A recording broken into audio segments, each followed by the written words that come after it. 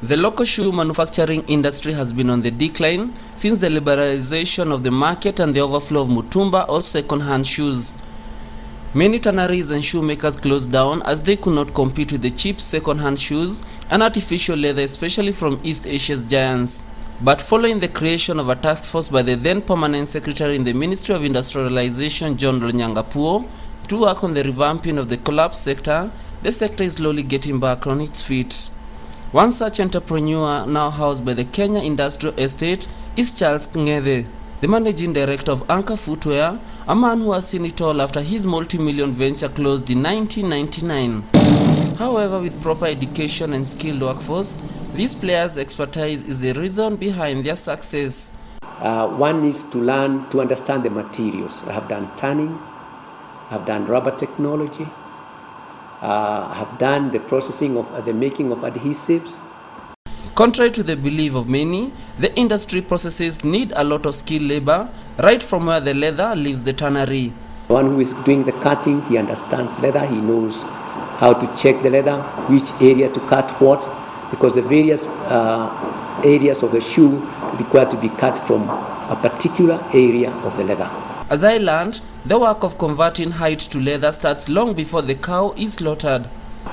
As far as the farmers are concerned, I would suggest that they take great care of their animals, that they don't graze them where there are thorny bushes, because they tend to put permanent scratches on leather.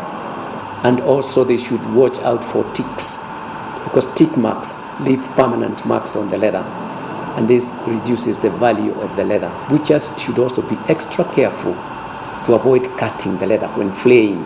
And for anyone who wishes to get into the industry, the first challenge is starting capital, as almost every machine is imported and sourcing of funds is not easy. Setting up of such a company will cost you at least 1.5 million shillings. But with you making around 50 pairs a day, you can be able to break even in the next 36 months. And with little knowledge among citizens of genuine leather, the shoemaker who has just less than a year since coming back is not finding it easy to get into the now overcrowded market. I would like to state categorically that there is nothing like man-made leather. It's a generation of plastics, and they are not very healthy for the feet. Ng'ethe now proposes that legislation be put in place to force manufacturers and shoes getting into the market to be labeled and to clearly show what substance the shoe is made of. There should be a way of making the manufacturers state what materials they have used. But before the law is out to protect the consumers, here are a few tips for anyone who wishes to authenticate the quality and the genuineness of leather. Those who are genuine, they would have a piece of leather, and if you try to burn it, leather will not burn.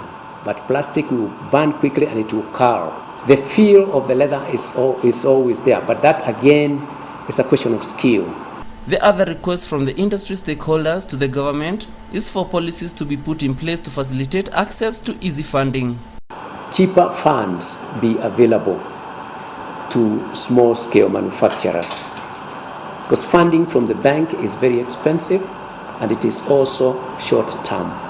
Currently, the company manufactures shoes for only men, but in the long term, when investments are easier to find, the company hopes it can also manufacture women's shoes, which change fashion fast, hence need more money to sustain such a campaign. Kama Umbote, Channel 1, Bizweek.